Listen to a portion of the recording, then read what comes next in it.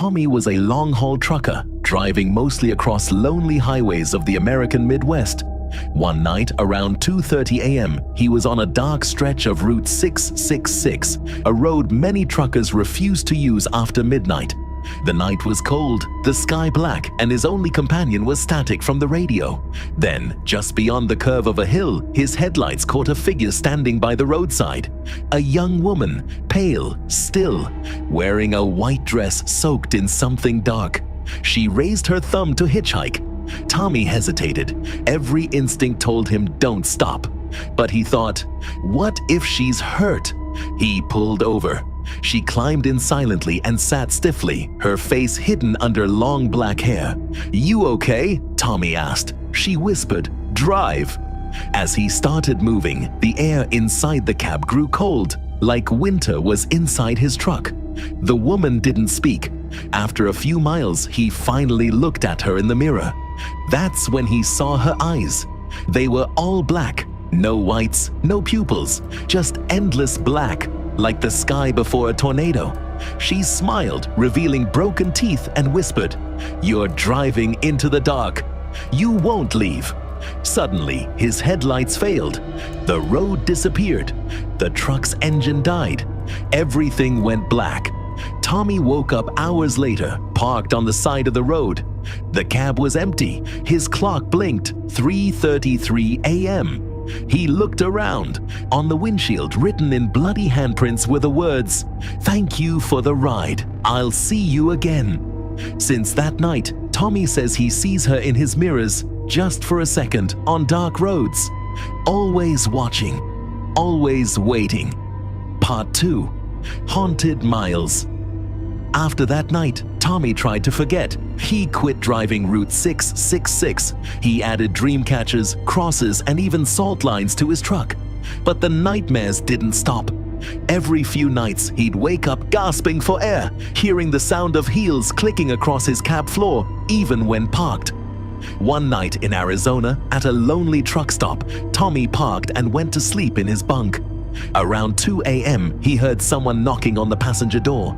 Tap, tap, tap. He sat up. No one should be out there in the middle of the desert. He peeked through the curtain. There she was. The same woman. Black eyes, white dress, covered in dirt. Standing still, just staring into the window. Smiling. He grabbed the keys and tried to start the truck. The engine wouldn't start. Suddenly, his CB radio turned on by itself. A voice crackled through.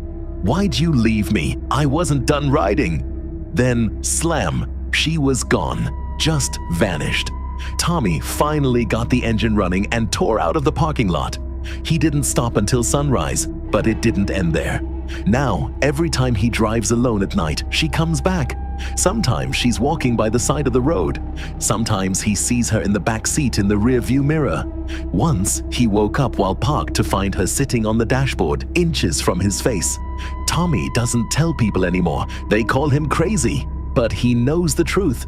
She didn't want a ride. She wanted a soul. And sooner or later, she's going to get back in. Part 3. She came home after months of haunting. Tommy gave up trucking. He sold his rig, moved to a small cabin deep in the woods of West Virginia, and tried to live a quiet life. He thought she was tied to the road. He thought he was safe. But the first night in the cabin, she came back. It started with the smell, burnt rubber and rotting flowers. Then came the flickering lights, even though the power was fine. And then, just like always, the knock, tap, tap, tap. This time, it came from inside the house. Tommy grabbed his shotgun and moved slowly through the dark hallway. His flashlight died suddenly. He froze. A whisper came from the shadows. "I found you." Then she stepped out, her white dress torn, her black eyes glowing in the dark. She was taller now, her fingers longer, twisted, crawling instead of walking. Tommy fired. The blast echoed through the cabin. But when the smoke cleared, she was gone. Only one thing remained, a bloody handprint on the floor, dragging toward his bedroom. That night, he didn't sleep. The next morning, the local sheriff came after a neighbor reported gunshots. Tommy tried to explain, but the sheriff just said, "You're not the first one." That hitchhiker, folks say she's the ghost of a witch cursed on Route 666 after her death in 1966. She rides with men, then drags their souls off the road. The sheriff paused. 3 other drivers saw her. All of them disappeared. You may be the last. Now, every time Tommy closes his eyes, he hears her voice. "You drove me once. Now I drive you." And sometimes when he looks into the bathroom mirror, she's driving and he's not behind the wheel anymore. The man in the median. I've been driving trucks for over 20 years. Hauled loads from Seattle to Miami, braved whiteouts in the Rockies, even dodged tornadoes in Kansas. I've seen some wild stuff, but nothing, and I mean nothing, has ever stayed with me the way that night on I-40 did. It was a cold November evening. I was hauling a refrigerated trailer full of beef from Amarillo to Little Rock. Snow hadn't started yet, but the wind had teeth, slicing across the highway and pushing my rig like it wanted to flip me. Traffic had thinned out past Oklahoma City, and by 2 a.m., it was just me, the road, and the low hum of my CB crackling to static. I'd had a coffee at a truck stop a few miles back, but my eyes were heavy. Just needed to make it to a rest area up ahead. 30 more miles, I could do that. Then I saw him. At first I thought it was an animal, something moving in the median between the east and westbound lanes. But as I got closer, my headlights caught the shape of a man, standing perfectly still in the snow-dusted grass between the lanes. No coat, just a white shirt and dark jeans, and this is the part that made my skin crawl. His head was tilted way too far to the side, like he'd broken his neck and was just standing there. I slowed down. My first thought was he'd been in a wreck. Maybe a drunk driver wandered out of his crashed car. But there was no vehicle nearby, just him, staring with a face I swear was pale as moonlight. I passed him, heart hammering, and checked my mirrors. He didn't move, just kept standing there, still as stone, watching my rig roll by. I grabbed the CB and called out to anyone nearby. "This is Big Mike on eastbound 40. Anyone else see the guy in the median near mile marker 212? Silence, then crackling. "Yeah, I saw him." Another voice. "He's back again?" I blinked. "Back again?" The voice returned. Old-timer, gravelly voice. "Yeah, that fella's been showing up every now and then. Always the same spot. Ain't no town near there. Cops went looking once. Nothing. No prints. No tracks in the snow. But drivers keep seeing him. Been happening for years. I don't know why, but my blood ran cold. I looked in the mirror again. Still nothing but darkness behind me. About 10 miles later, I started hearing this faint tap, tap, tap from the passenger side door, like fingers drumming against the window. I glanced over. Nothing. Just the dark. I told myself it was the wind. Just the wind. Then the radio buzzed again. "You still seeing him, Big Mike?" I grabbed the CB, voice shaking. Number, just the tapping. Another silence. Then, "Don't stop, no matter what." I felt sweat on my palms, despite the cold. The tapping got louder. I finally pulled into the rest area, practically skidding into a spot. I parked under the lights, engine humming. The tapping stopped. I jumped out, flashlight in hand, walked around the rig. Nothing, not a soul in sight, just the sound of wind and my own heartbeat in my ears. I climbed back in, locked the door.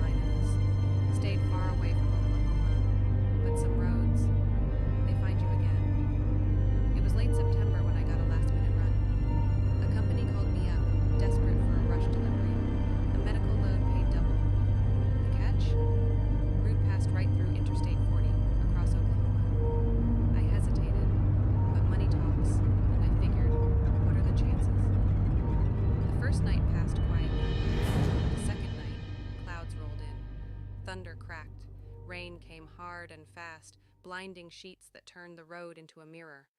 I slowed to a crawl, hazard lights blinking, windshield wipers working overtime. That's when I saw him again.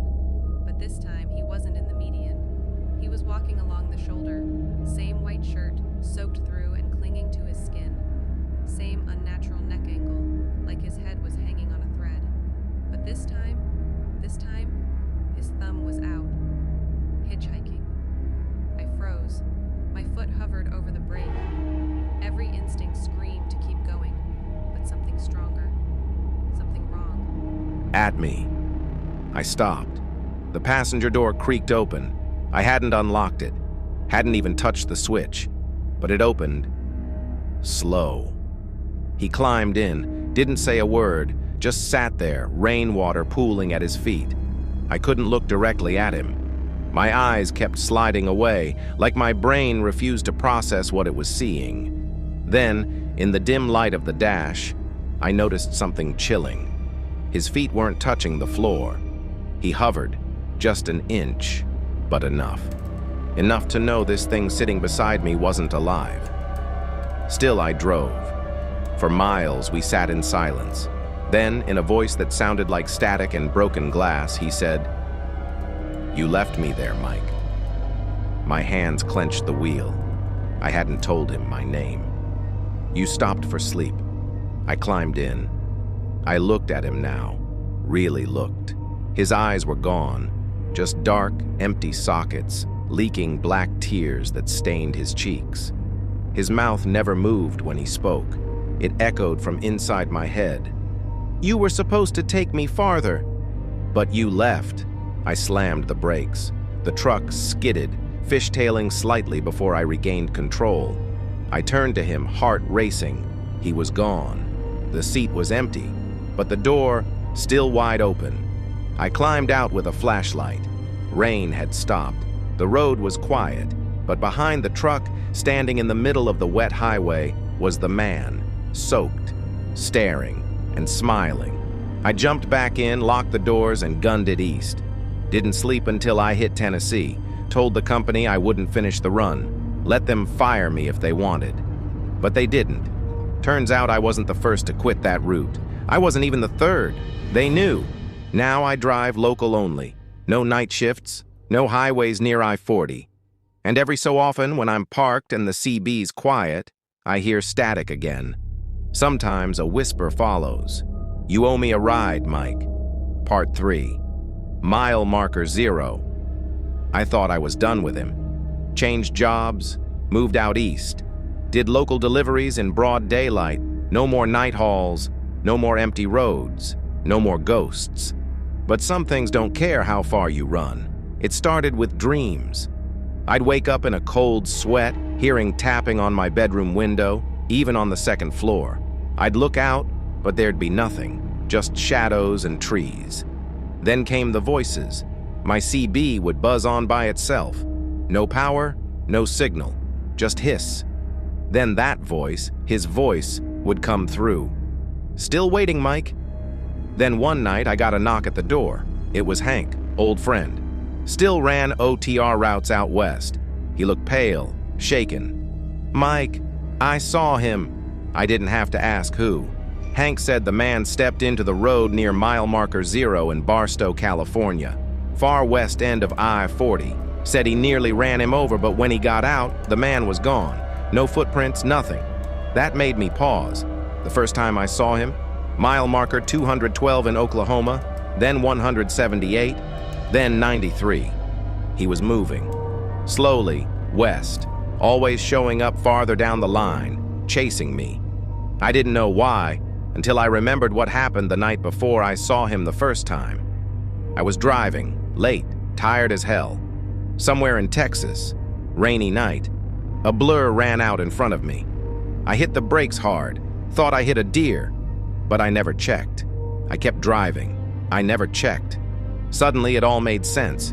He wasn't just a ghost. He was mine, a life I took, a soul I left behind. So I made a decision. I packed up, got my old rig back, and took one last run west. Told dispatch I'd haul an empty trailer to Barstow, mile marker 0, I drove all night, alone. The road stretched long and black beneath me. No music, no CB, just me and the hum of tires on asphalt. Then, 20 miles out, the radio crackled. "Almost there, Mike."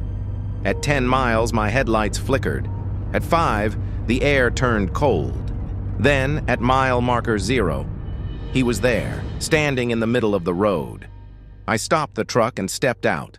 No flashlight, no fear, just guilt. He stared, that broken neck still dangling, black eyes empty as the sky. "I remember now?" I said. He nodded.